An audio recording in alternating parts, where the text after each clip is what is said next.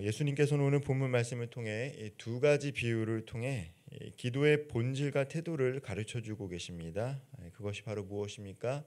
낙심하지 않는 믿음과 스스로를 낮추는 겸손함입니다. 먼저 이 과부와 불의한 재판장의 비유를 살펴보면 이 당시 사회에서 과부는 가장 약자 중에 약자였습니다. 남편을 잃고 이 경제적, 사회적 지원을 기대하기 매우 어려운 처지였기 때문에 억울한 일을 당해도 정상적으로 호소하기가 쉽지 않았습니다. 그래서 돈이 많은 과부들이라 할지라도 남편을 잃게 되면 사회적으로 어려운 처지로 쉽게 전락했다라고 합니다. 그런데 예수님께서 말씀하신 이 과부는 이 불의한 재판장을 상대로 자신의 원한을 풀어달라고 끊임없이 요청합니다. 오늘 본문의 이 비유 속에 등장하는 이 재판장은 어떠한 사람입니까? 하나님도 두려워하지 않고 사람도 무시했던 사람이다라고 합니다.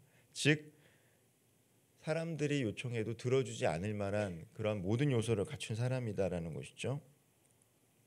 그런데 어떻습니까? 이 여인은 재판장에게 찾아가 계속해서 호소를 하고 있습니다. 포기하지 않습니다.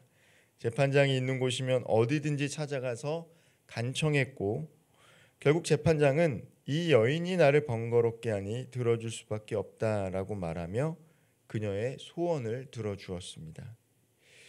이 비유에서 우리가 기억해야 될 것은 무엇입니까? 끈질기게 기도하면 무조건 원하는 것을 얻을 수 있다라는 것이 아니라는 것이죠. 오히려 악한 재판장도 과부의 간절함에 결국 움직였는데 하물며 선하신 하나님께서 당신의 선택하신 자녀들의 기도를 외면하시겠느냐라는 예수님의 메시지다라는 것입니다. 끈질기게 기도하면 원하는 것을 얻을 수 있으니 끈질기게 기도해라라는 것을 가리키는 게 아니라 불의한 재판장도 과부의 기도에 응답하는데 하물며 선하신 하나님께서 우리의 기도를 외면하시겠냐. 그러니 인자가 올 때까지 재림하실 때까지 끝까지 기도하라라고 비유를 통해서 가르쳐주고 있습니다. 특별히 낙심하지 않고 기도하라는 것입니다. 왜 그렇습니까? 기도가 응답되지 않을 때가 있다라는 것이죠. 기도가 응답되지 않으면 낙심이 됩니다. 그러나 이 비유를 통해 예수님께서는 하나님은 우리의 형편을 아시며 가장 선한 때와 방법으로 역사하실 테니까 끝까지 기도하십시오라고 말씀해주고 계십니다. 그리고 하나님을 의심하지 말라고 권면합니다. 하나님은 선하시다라는 거예요. 불의한 재판장도 그 응답에 응하는데 선하신 하나님께서 우리 기도에 응답하지 않겠습니까? 라며 하나님의 선하심을 믿으라고 말씀하고 있습니다. 이 믿음이 바로 낙심하지 않는 기도, 믿음의 기도의 출발점이기 때문입니다. 이어서 두 번째 비유는 무엇입니까? 바로 바리새인과 세리의 이야기입니다. 바리새인은 율법을 잘 지키고 종교적으로도 존경받는 사람들이었습니다. 그리고 세리는 어떻습니까? 당시에 죄인 취급을 받는 직업을 가진 사람들이었습니다.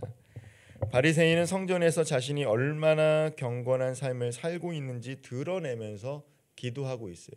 일주일에 2번 금식하고 소득의 11조를 드리고 나는 토색하지도 않고 간음하지도 않고 하나님 나 이렇게 살았습니다 라고 자신의 의로움을 하나님 앞에서 드러내며 기도합니다. 솔직하지 않은 기도죠. 솔직하지 않은 기도를 드렸다라는 거예요. 사람들 앞에서는 이런 기도를 드릴 수 있어요. 그런데 이 사람은 하나님조차도 기만하는 기도를 드리고 있는 것입니다. 심지어 옆에서 기도하고 있는 세리를 무시하고 있습니다. 사람들 앞에서는 의로워 보여도 하나님 앞에서는 모두 다 불의하기 때문에 이런 기도 하나님 들어주시지 않는다라는 거예요.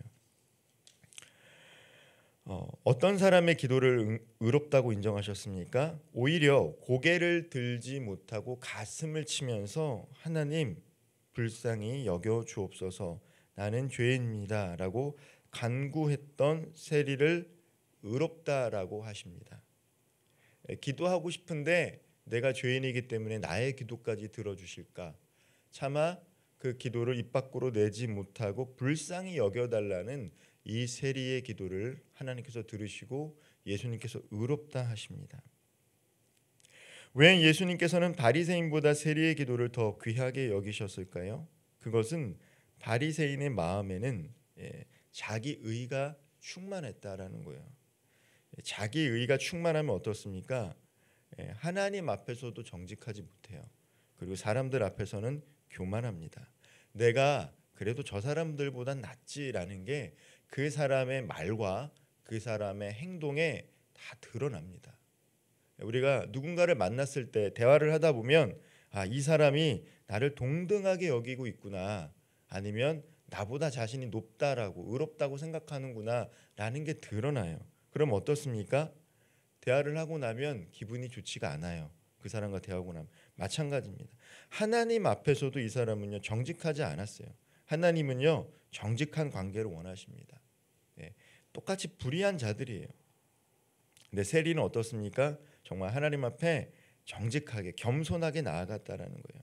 자기를 낮추고 하나님, 나는 하나님의 은혜와 긍휼이 필요한 사람입니다라고 이야기하고 있어요. 기도를 통해 자신의 의로움을 과시하거나 다른 사람을 판단하지 않습니다. 하나님 앞에서 결코 합당하지 않은 사람이 바로 자신입니다라고 솔직하게 인정하고 있어요. 우리의 연약함과 죄성을 인정하며 주님, 제게 은혜를 베풀어 주십시오. 저는 아무것도 내세울 것이 없는 연약한 죄인입니다라고 고백할 때 하나님께서는 그 사람의 기도가 의롭다라고 인정해 주시는 것입니다. 그리고 사회적으로 죄인 취급을 받는다 할지라도 하나님께서 높이 들어주세요. 오늘 14절에 보면 어떻게 합니까? 스스로가 높아지려고 하는 사람은 낮아지게 하신다라는 거예요. 그리고 자신을 하나님 앞에서 낮추는 사람은 어떻습니까? 하나님께서 높입니다. 우리도 마찬가지죠. 사람들 앞에서 자신을 높인다라는 것, 그게 나중에는 부끄럽습니다. 그런데 스스로를 낮추는데 사람들이 인정해서 높여줄 때 그 사람이 영광 받는 겁니다. 마찬가지예요. 하나님 앞에서 자신을 낮추는 게 중요합니다. 겸손하는 게 중요해요. 그러면 하나님 어떻습니까? 하나님께서 그 사람을 강하고 의로운 손으로 만져주셔서 높이 들려주십니다. 그리고 우리가 마음이 높아지면 어떻게 됩니까? 하나님께서 그 마음을 낮춰주게 하세요. 그래서 겸손한 기도를 하게 하십니다. 우리는 누가복음 18장에 나타난 이 두 가지 비유를 통해 예수님께서 기도하는 자에게 원하시는 모습이 무엇인지를 분명히 깨닫게 됩니다. 그 첫째가 바로 낙심하지 않는 믿음이라는 거예요. 그리고 두 번째는 교만하지 않고 겸손한 태도입니다. 이 상황이 아무리 절망적이어도 하나님 아버지의 사랑과 신실하심을 의심하지 않는 믿음, 그리고 내게 조금이라도 자랑할 것이 있다 할지라도 결코 우쭐해하지 않고 스스로를 낮추는 겸손함이 함께해야 합니다. 이 기도에 필요하다는 것이고 하나님 앞에 나아갈 때 하나님께서 원하시는 모습이다라는 것을 비유를 통해서 예수님께서 말씀해주고 계세요. 그러나 열심히 기도해도 나아지지 않는 상황 때문에 지치는 순간이 찾아오기도 합니다. 기도했지만 응답이 되지 않으면 지칩니다. 내게 작은 성공이나 칭찬이 생기면 모르는 사이에 교만한 마음이 싹트기도 합니다. 이것이 우리의 연약함이다라는 것이죠. 그래서 우리는 매 순간 기도할 때마다 스스로를 돌보는 것이 필요합니다. 지금 나는 하나님 앞에서 낙심한 마음으로 주저앉아 있는지, 혹은 바리새인처럼 나도 모르게 교만한 마음으로 하나님 앞에 서 있는 것은 아닌지 스스로를 살펴보는 것이 사실 기도의 자리입니다. 기도의 시작은 내 안에 있는 불신과 교만을 깨트리고 하나님, 제 마음을 붙잡아 주십시오라고 하는 고백에서부터 시작되기도 합니다.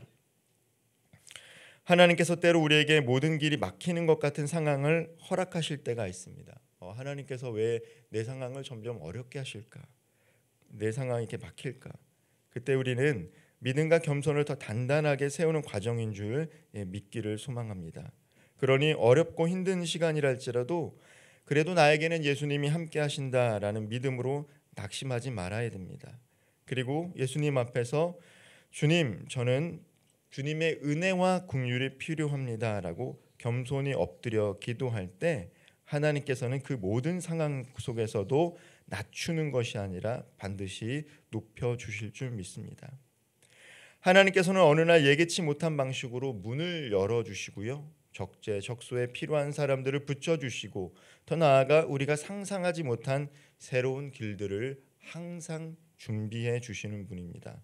응답과 방식과 시기는 전적으로 하나님의 주권이지만 우리가 반드시 기억해야 할 것은 하나님의 사랑하는 자녀라는 것을 우리는 잊지 말아야 한다는 것입니다. 하나님께서는 언제나 우리 아버지시고 우리는 언제나 그분의 자녀라는 사실을 늘 기억하시면서, 한편 하나님 앞에서 우리 모두의 연약한 자임을 고백하며 오늘도 주님을 의지하며 살아갈 수 있는 복된 성도들 되기를 주님의 이름으로 축원드리겠습니다. 기도하겠습니다.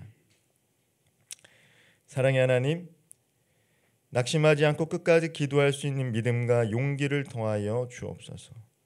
하나님 앞에서 우리 마음이 바리새인이 아닌 세리처럼 겸손히 엎드리게 하여 주시고, 우리의 연약함을 깨달아 회개하고 돌이킬 수 있는 은혜를 허락하여 주옵소서. 혹시라도 외면당하는 것 같은 순간이 찾아올지라도 주님의 선하심과 신실하심을 의심하지 않도록 굳게 붙들어 주시며, 교만의 마음이 스며들 때마다 우리의 자아를 깨트리셔서 오직 주님의 긍휼함만 바라보며 나아가게 하여 주옵소서. 기도의 자리에서 하나님의 자녀된 정체성을 잃지 않게 하시고 감사와 찬양으로 나아가도록 오늘도 우리와 동행하여 주옵소서. 예수님의 이름으로 기도하옵나이다. 아멘.